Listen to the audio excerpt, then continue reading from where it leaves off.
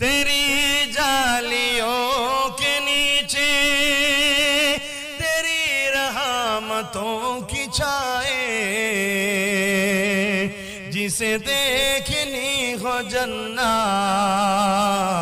ओ Medina दिखाए, जिसे देखनी हो जन्नत ओ मदीना दिखाए। रोजे के सामने मैं ये दुआएं मांगता था, रोजे के सामने मैं ये दुआएं मांगता था, मेरी मौत यूं आए ये समा बदल न जाए, जिसे देखनी हो जन्नत ओ मदीना दिखाए। अल्लाहुम्मा सल्ली अला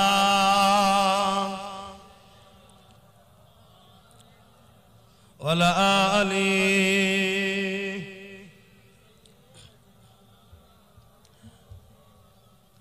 तैबा के जाने वाले, तुझे देता हूँ मैं दुआएं, तैबा के जाने वाले, तुझे देता हूँ मैं दुआएं, दरे मुस्तफा पे तू जाकर ये जहां को भूल जाए। যখন আমার রাসূলের দরবারে কেউ যায়, সংসার ছেলে বলি স্ত্রী দুনিয়া সব ভুলে যায়। ও এমন একটা জায়গা ভাই, না উম্মুকে বললে বুঝতে পারবো না। কারণ আমিও শুনতাম লোকের মুখে, বুঝতে পারিনি, কিন্তু গিয়ে দেখেছি কি জিনিস আল্লাহমাই নিয়ে গেছে। একবার গোলামকে হাজির করিয়েছে এবং তার ঘরকেও আল্লাহ দেখিয়েছে। বারবার যাবার শখ যায়, কিন্তু আল্লাহই জানে আর যাওয়া নসিবে আছে কিনা। তো এই জায়গায় যে যায় সে দুনিয়াকে ভুলে যায়। বলুন সুবহানাল্লাহ। কেননা এখানে যিনি শুয়ে আছেন আজও তিনি তোমার আমার জন্য কাঁদে, সারাটা জীবন তোমার আমার জন্য কেঁদেছে।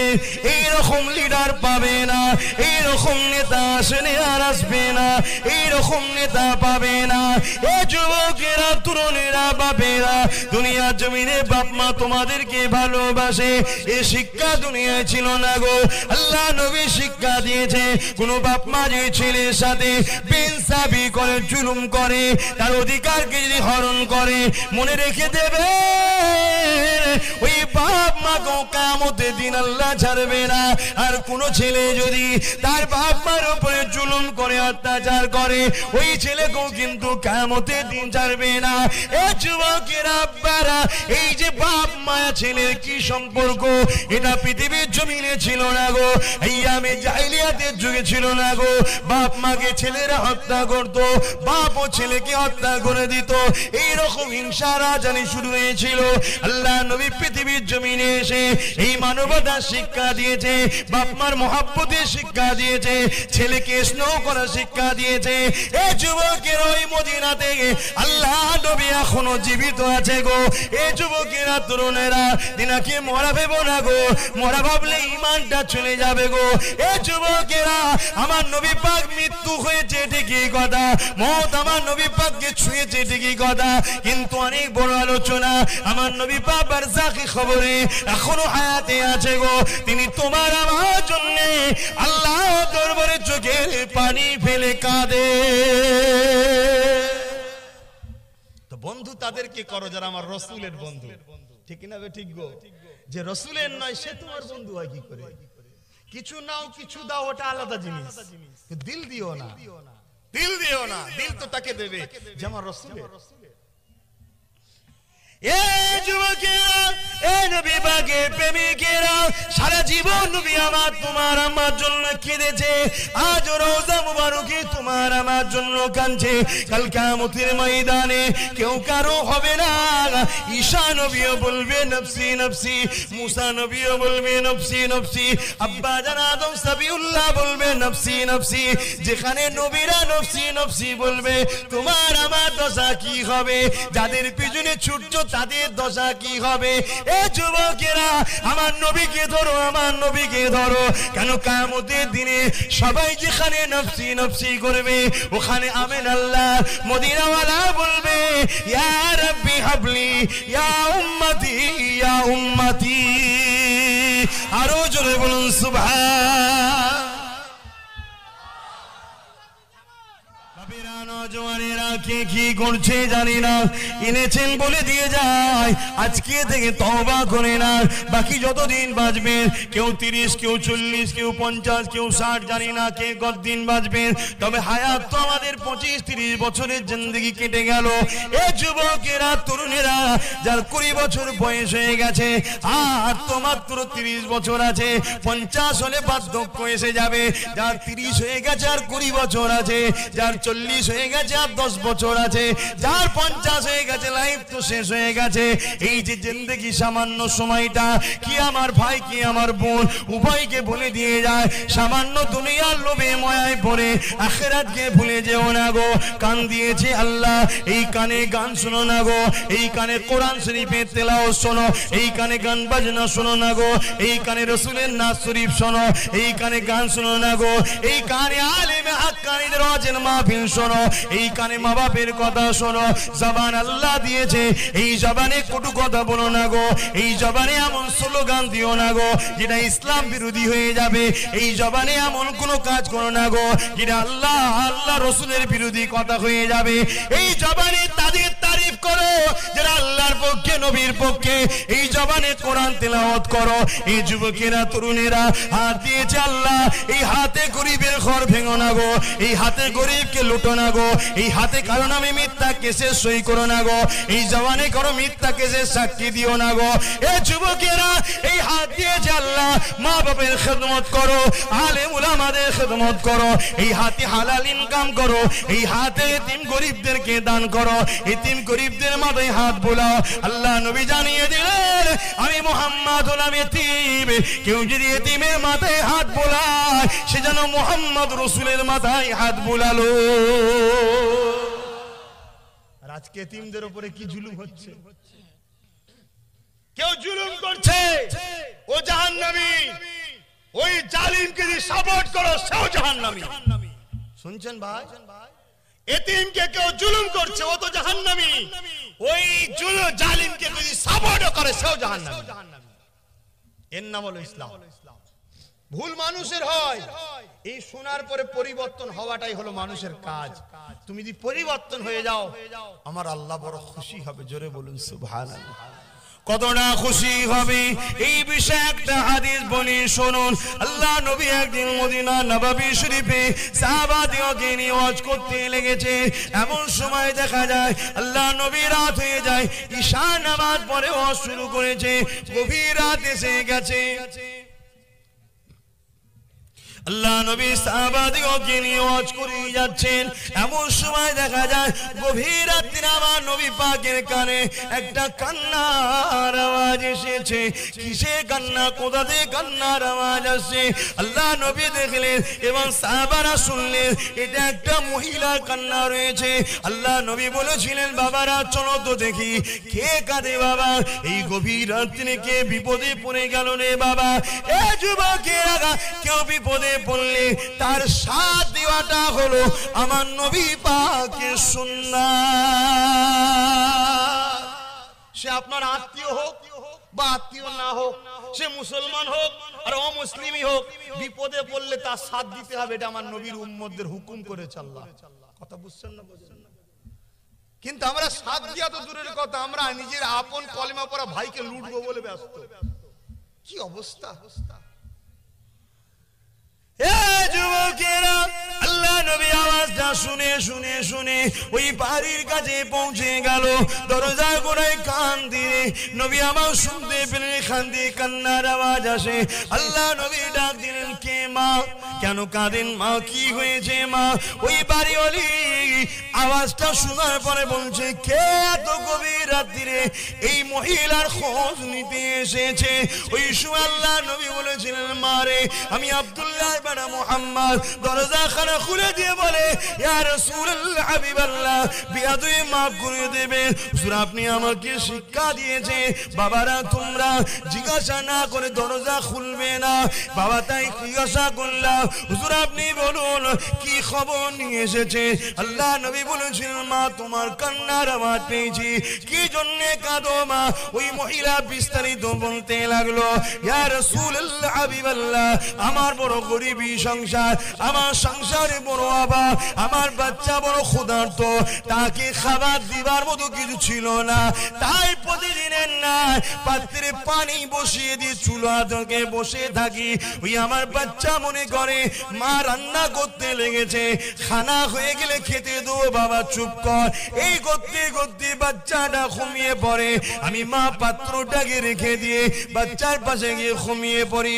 প্রতিদিনের নাই আজকে আমার বাচ্চা খোদা জ্বালাতে কাঁদতে লেগেছে ইয়া রাসূলুল্লাহ হাবিবাল্লাহ আমি পাত্রটাকে বাগানে চুলায় বসালাম এমন করে রান্না করার মতো করতে লাগলাম বাচ্চা মনে করতে লাগলো আমার মা রান্না করতে লেগেছে বাচ্চা কাঁদতে কাঁদতে চুপ হয়ে গেল আমি মনে করলাম প্রতিদিনের না আজও বাচ্চা হয়তো ঘুমিয়ে পড়েছে পাত্রটাকে নামিয়ে দিয়ে যখন বাচ্চাকে দেখতে এলাম এ যুবকেরা ভেবে দেখো কি ছিল তাদের সংসারের অভাব তথাপিও তারা আল্লাহ নবীকে কখনো ছাড়ে না আল্লাহ আমাদেরকে অনেক কিছু দিয়েছে গো আজ আল্লাহর বিরুদ্ধে চলে গেলাম আল্লাহ আমাদেরকে অনেক কিছু দিয়েছে গো মসজিদের বিরুদ্ধে চলে গেলাম আল্লাহ আমাদেরকে অনেক কিছু দিয়েছে গো কোরআনের বিরুদ্ধে চলে গেলাম হয়তো মনে করবে আমি আল্লাহর বিরুদ্ধে রাসূলের বিরুদ্ধে কোরআনের বিরুদ্ধে কোথায় গেলাম তুমি যাওনি ঠিকই কথা যারা আল্লাহ রাসূলের বিরুদ্ধে তাদেরকেই তো তোমরা পিয়ার করো এ যুবকেরা আল্লাহ নবী নাই সত্যকে প্রতিষ্ঠিত করতে গিয়ে ইনসাফ ইনসানিয়াতকে প্রতিষ্ঠিত করতে গিয়ে গরিবের গলা থেকে কিতদাসের এমন করে বেড়িকে খুলতে গিয়ে আল্লাহ নবীর জীবনে এমনও দিন গেছে নবী আমার ঘর পর্যন্ত ছাড়া হয়েছে পাহাড়ে গিয়ে 1 মাস বন্দী ছিল এমনকি নিজের মক্কা ছেড়ে দিয়ে আল্লাহ নবীকে মদিনাতেও চলে যেতে হয়েছে কিসের জন্য তৎকালীন আবু জেহেল উতবা সাইবা অত্যাচার জুলুমের বিরুদ্ধে মিথ্যার বিরুদ্ধে নাই কথা বলার জন্য আল্লাহ নবীর উপরে এত জুলুম হয়েছে এ যুবকেরা আজ সেই নবীর রেখে যাওয়া কথা যদি তুমি রাস্তায় চলো তাতে তুমি 100টা না মানতে পারো 10টাও যদি তুমি করতে চাও তোমার উপরে বাধা আসবে না হতে পারে না বাধা আসবে না আমার আজ বুঝতে পারছেন অসুবিধা হচ্ছে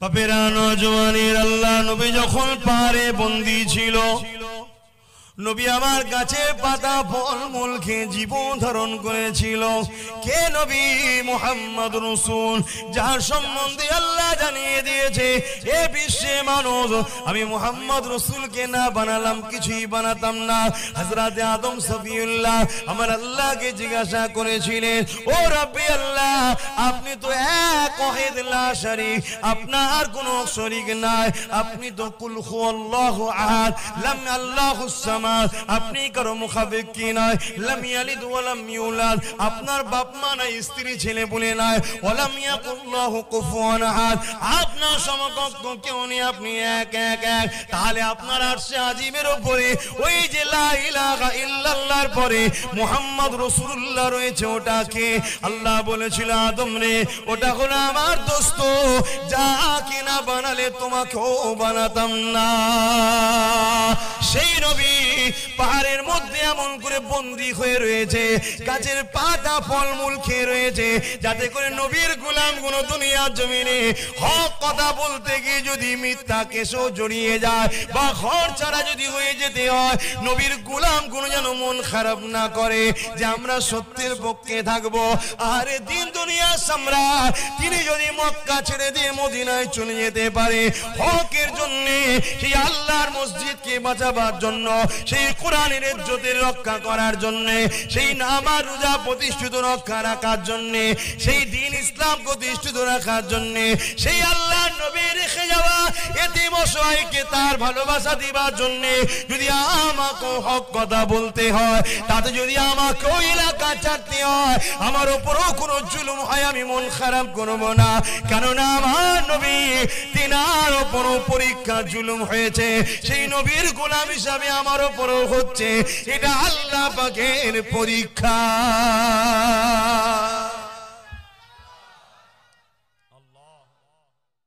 আল্লাহ নবী দুনিয়া জমিনে আসলেন, নবী আমার এসে মানুষকে বোঝাতে লাগলেন, বাবারা নারীদের উপরে অত্যাচার করিস না রে বাবা, গরিবদের হক কোনো কে মেরে নিস না রে বাবা, গরিবদেরকে লুটে নিস না রে বাবা, গরিবদের অধিকারকে দিয়ে দে রে বাবা। আল্লাহ নবী ভাবে যখন প্রচার করতে লাগলো, একটা দুটো তিনটে চারটে পাঁচটা করে গরিব মুসলিম মানুষগুলো আল্লাহ নবীর কাতারে দলে দলে যেতে লাগলো, নিজেদেরকে সেফটির জন্যে, বাঁচার জন্যে, সত্যকে প্রচার করার জন্যে এবং শান্তি ও সত্যের দিকে আল্লাহ নবীর হাতে হাত দিয়ে নবী পাকের দিকে দলে দলে মানুষ আগাতে লাগলো।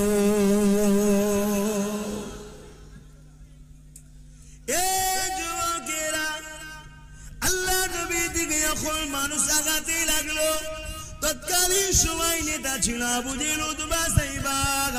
তারা দেখলো মুহাম্মাদের দিকে লোক বেড়ে যাচ্ছে, মুহাম্মদ যা বলে সত্য বলে, মুহাম্মাদের দিকে লোক যদি বেড়ে যায় আমার দুর্নীতি রাজত্ব চলে যাবে, মুহাম্মাদের দিকে লোক যদি বেড়ে যায় নারীদের উপরে জুলুম করা বন্ধ হয়ে যাবে, মুহাম্মাদের দিকে লোক যদি বেড়ে যায় মায়েদের উপরে যে অত্যাচার বন্ধ হয়ে যাবে, মুহাম্মাদের দিকে লোক যদি বেড়ে যায় আমাদের গুন্ডাগিরি দাদাগিরি বেড়ে বন্ধ হয়ে যাবে, মুহাম্মাদের দিকে যদি লোক বেড়ে যায় আমরা যে গরিবদের ঘরে কৃতদাস বানিয়ে রেখেছি এই কৃতদাস প্রথাটা বন্ধ হয়ে যাবে।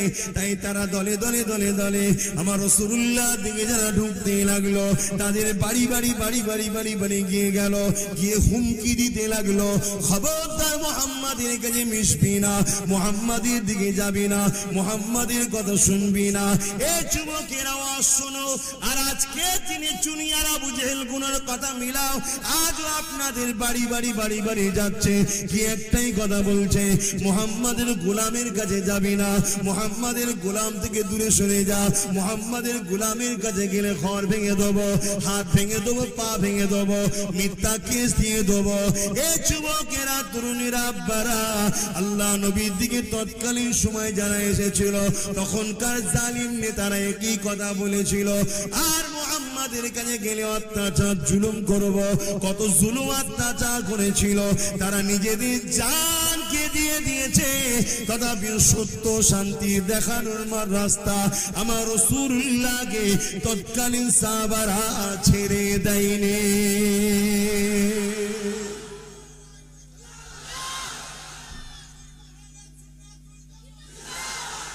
কথা বলো। আজ সেই নবীর গোলাম আমিও তোমাদের ঘরে শান্তির দিকে, মানবতার দিকে, ইনসাফের দিকে, মানব প্রেমের দিকে ডাকছি, দেশকে বাঁচাবার জন্য ডাকছি, দেশের গণতন্ত্রকে বাঁচাবার জন্য ডাকছি, নারীদের ঘরে রেপের হাত থেকে বাঁচাবার জন্য ডাকছি। এই ডাক তো আমার রাসূল দিয়েছিল, আজও দিচ্ছি। এতে তোমাদের বাড়ি বাড়ি একদল সন্ত্রাসীরা যাচ্ছে না যায়নি? বাড়ি বাড়ি গিয়ে কি বলছে? ঘর ভেঙে দেবো, মিথ্যা কেস দেবো, পা ভেঙে দেবো। এটা তো সাহাবাদের বেলা তো আবু জেহেলের চেলারা বলেছিল, এতে সাহাবারা কখন কিন্তু নবী ছাড়েনি। আজ নবীর গোলামকে ছেড়ে দেবেন নাকি আপনারা? আল্লাহ নবী নাইকে প্রতিষ্ঠিত করার জন্যে নবী আমার জালিমদের হাতে আক্রান্ত হয়েছিল। আমি পীরের আওলাদ, আমি যদি মনে করি না বাবা অন্যায়ের বিরুদ্ধে বলতে যাব না, গরিবদের ঘরে বাঁচাতেও যাব না, নারীদের ইজ্জতের কথা বলতে যাব না, বলতে গেলে জালিমদের হাতে আক্রান্ত হব। এ যুবকের আমি মনে করি আমার মধ্যে তাহলে ঈমান নাই। কেন আমার নেতা হযরত নবী মুহাম্মদ রাসূলুল্লাহ জালিমদের বিরুদ্ধে বলেছিল বলে আমার রাসূলুল্লাহ দান্দা মুবারককে পর্যন্ত শহীদ করে দিয়েছিল।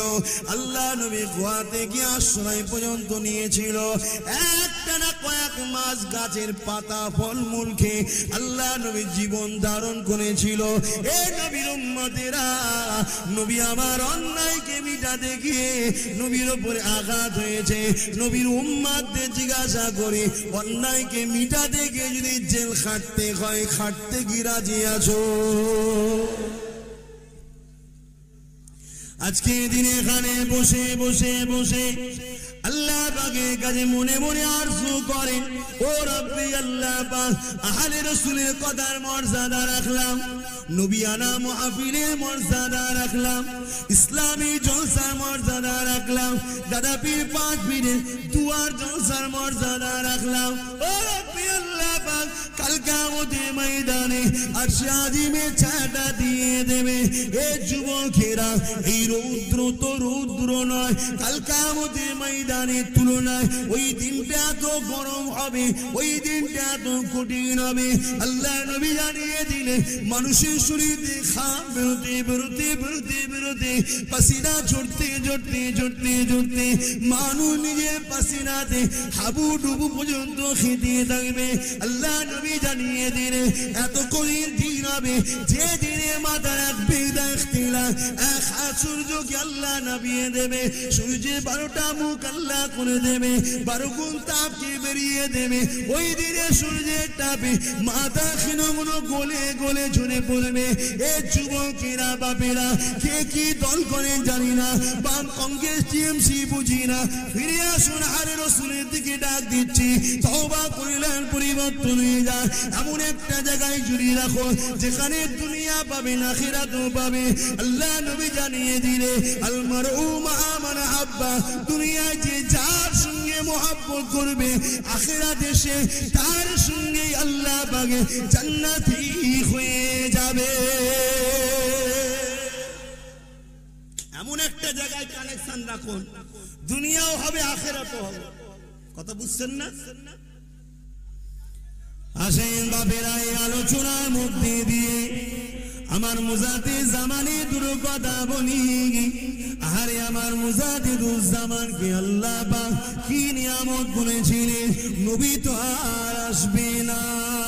আল্লাহ নবী জানিয়ে দিলেন, আনা খাতিমুন নবী, আমি শেষ নবী, আমার পরে আর কোনো নবী আসবে না।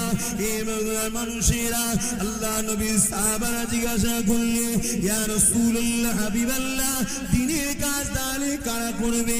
আল্লাহ নবী জানিয়ে দিলেন, আল্লাহর কোরআন বলে দিল, আতিউল্লাহ ওয়া আতিউর রাসূল ওয়া উলিল আমরি মিনকুম, উলিল আমরের ইত্তিবা করতে হবে।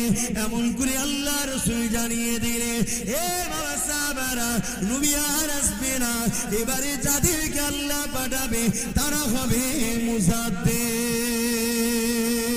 নবীরা যে কাজ করতে এসেছিল, মুজাদ্দিদরা সে কাজই করবে।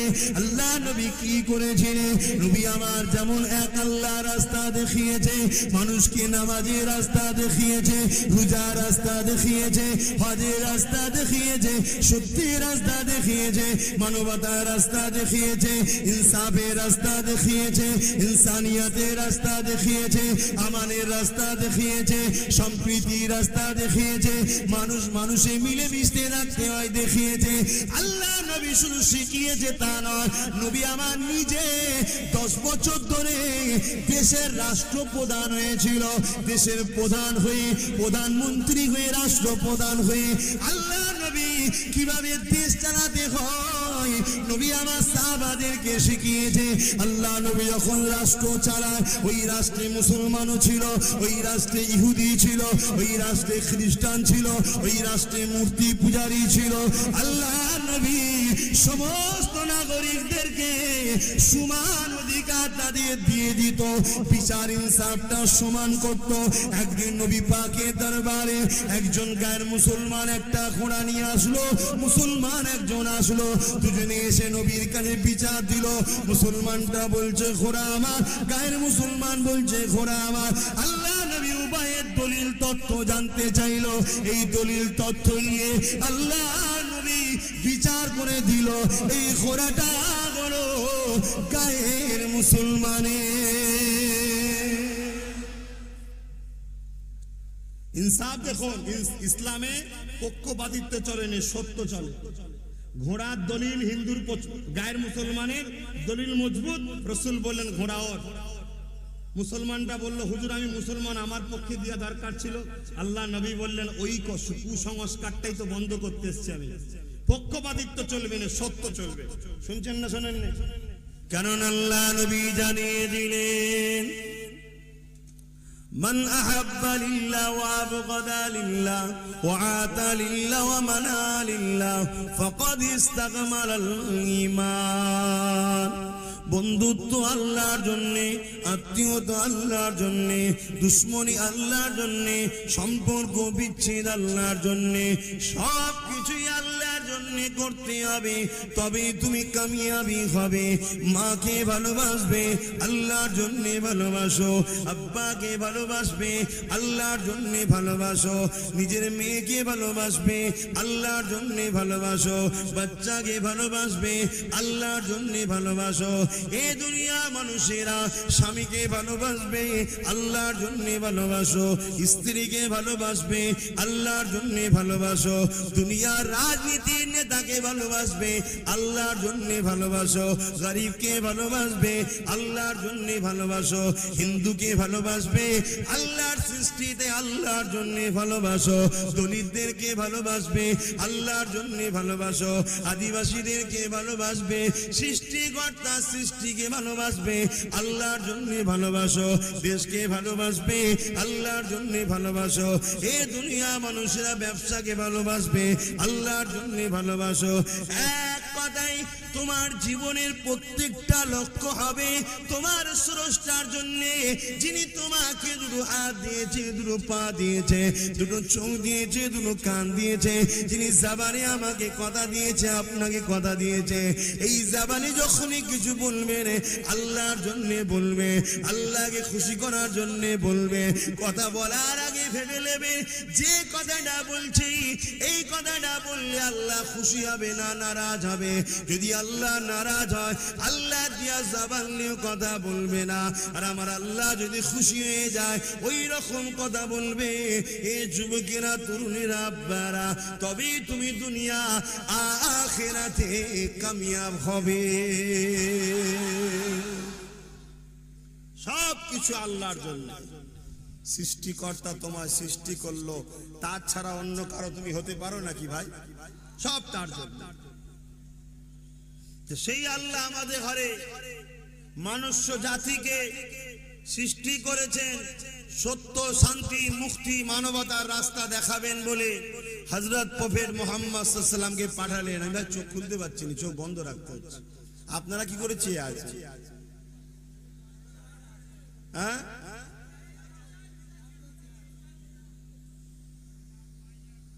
না ভাই, আমি বলেছিলাম আধ ঘন্টা হয়ে গেছে।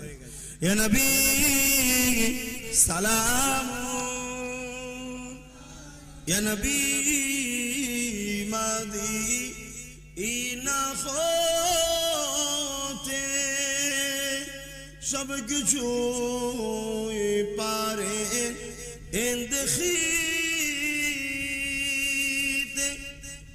মুদের লাশ কবরে রাখিলে লইবেন আপন কোলে। নবী সালাম ইয়া রাসূল ইয়া হাবিব